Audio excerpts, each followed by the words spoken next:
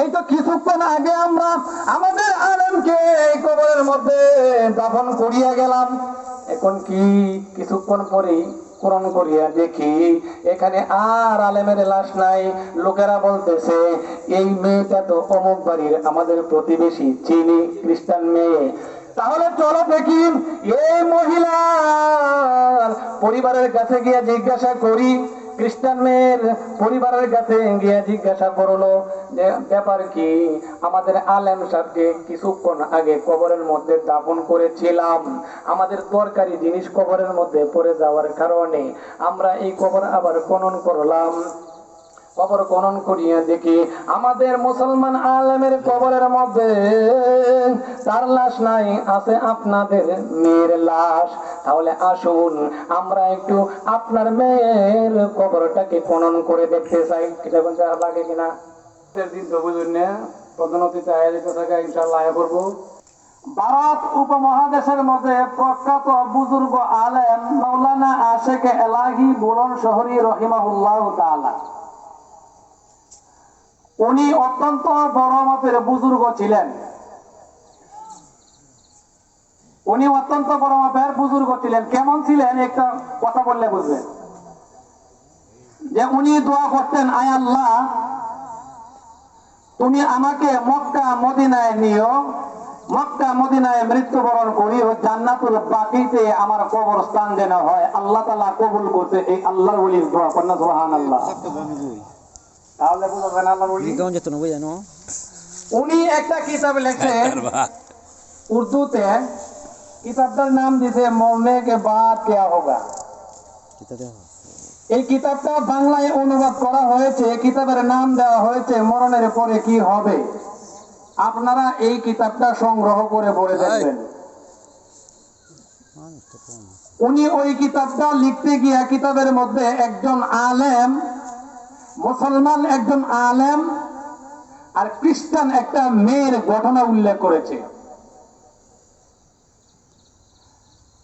মুসলমান আলেম কোরআন পড়েছে, রাসূলুল্লাহ সাল্লাল্লাহু আলাইহি ওয়াসাল্লামের হাদিস পড়েছে। আমি কথাটা বলার কারণ হইল রাসূলের ছোট্ট একটা সুন্নত যদি আপনি অবমাননা করেন তাহলে বাবা আপনি মুসলমানের ভিতরে নাই। মাওলানা আশেক এলাহি বুলন শহরী রাহমাতুল্লাহি তাআলা উনি ওনার কিতাবটার মধ্যে ওই ঘটনাটা বর্ণনা করেছে। বলে মুসলমান একজন আলেম কোরআন পড়েছে, রাসূলের হাদিস পড়েছে, কোরআন কিতাব পড়ার পরও সবকিছু জানে, সবকিছু বুঝে, তারপরও তার মনের মধ্যে একটা কথা, আমি যে মুসলমান, আমার ধর্মের মধ্যে সব আমার কাছে ভালো লাগে, কিন্তু একটা জিনিস আমার যুক্তির সাথে মিলে না। কোনে নাউজুবিল্লাহ। সব জিনিস ঠিকঠাক কিন্তু একটা জিনিস আমার যুক্তির সঙ্গে মিলে না। যুক্তিটা কি? মুসলমান আমরা আমাদের ধর্মের মধ্যে স্বামী স্ত্রী যখন মেলামেশা হয় এক ধরনের নাপাক পানি বের হয়, শরীরটা নাপাক হয়ে যায়। মুসলমানের ধর্মের মধ্যে আছে স্বামী স্ত্রী মিলামেশা করার পর মাথার চুল থেকে পায়ের তালু পর্যন্ত ধৌত করতে হবে, ঠিক কিনা? ঠিক। এই যুক্তিটা আমার মনের সঙ্গে মিলে নাই। এই যুক্তিটা খ্রিস্টানদের যে যুক্তি, খ্রিস্টানদের কথাটাই আমার কাছে পছন্দনীয়। নাউজুবিল্লাহ।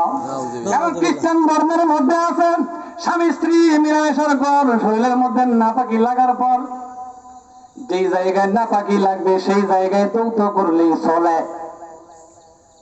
এটা হলো খ্রিস্টানদের ধর্মের রীতিনীতি।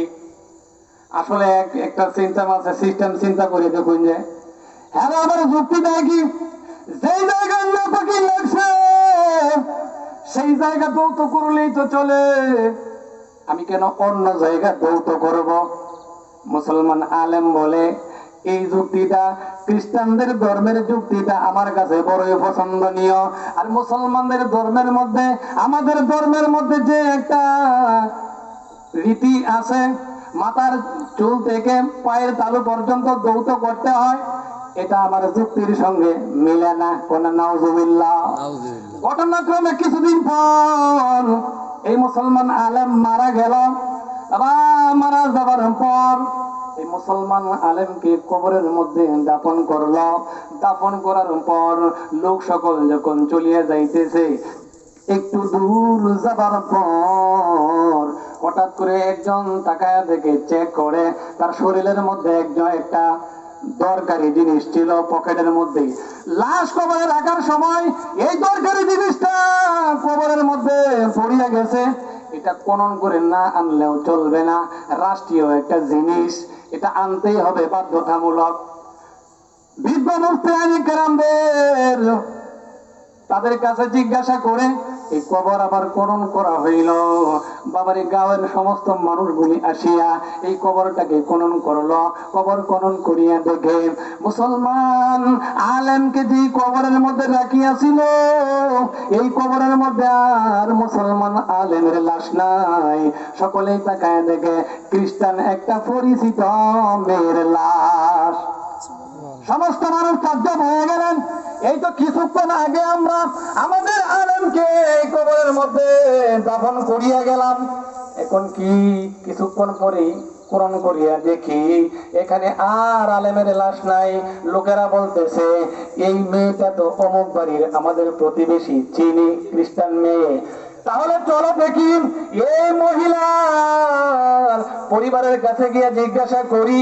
খ্রিস্টান মেয়ের পরিবারের কাছে গিয়ে জিজ্ঞাসা করলো যে ব্যাপার কি, আমাদের আলেম সাহেবকে কিছুক্ষণ আগে কবরের মধ্যে দাফন করেছিলাম, আমাদের দরকারি জিনিস কবরের মধ্যে পড়ে যাওয়ার কারণে আমরা এই কবর আবার খনন করলাম। কবর খনন করিয়া দেখি আমাদের মুসলমান আলেমের কবরের মধ্যে তার লাশ নাই, আছে আপনাদের মেয়ের লাশ। তাহলে আসুন আমরা একটু আপনার মেয়ের কবরটাকে খনন করে দেখতে চাই, এটা লাগে কিনা। সমস্ত মানুষগুলি একত্রিত হইয়া এই খ্রিস্টান মেয়ের লাশটা কবরটা খনন করলো। তাকায়া দেখে ওই খ্রিস্টান মেয়ের কবরের মধ্যে আলেমের লাশটা। মানুষগুলি বলল আপনারা বলুন তো দেখি আপনাদের মেয়ের কি আমল ছিল, কোন আমল ছিল বুঝলাম না। মা বাবা আত্মীয় স্বজন তারা বলতেছেন আমাদের মেয়ের তেমন কোনো আমল ছিল না, কিন্তু একটা কথা বলতে শুনতাম। কি কথা? একটা কথা সবসময় শুনতাম, আমাদের মেয়েটা বলতো আমাদের ধর্মের রীতিনীতি আমার কাছে পছন্দ লাগে না, মুসলমান ধর্মের রীতিনীতি আমার কাছে পছন্দনীয়। কন্যা সুবহানাল্লাহ। খ্রিস্টান মেয়ে মুসলমানের ধর্ম রীতিনীতি পছন্দ বিদায় আমার আল্লাহ তাকে পছন্দ করেছে, খ্রিস্টান মেয়েটাকে মুসলমান রূপে গণ্য করেছে। আর ওই যে কোরআন হাদিস পড়নেওয়ালা ব্যক্তি সব কিছু জানে, সব কিছু বুঝে, বোঝার পরে দাও একটা মাত্র কথা, মাত্র একটা কথার তার যুক্তির সঙ্গে মিলে নাই, মিলে না বিদায় আমার আল্লাহ সব কিছু জানা থাকা সত্ত্বেও আল্লাহ তারে খ্রিস্টান বলে গণ্য করছে। বলেন নাউজুবিল্লাহ।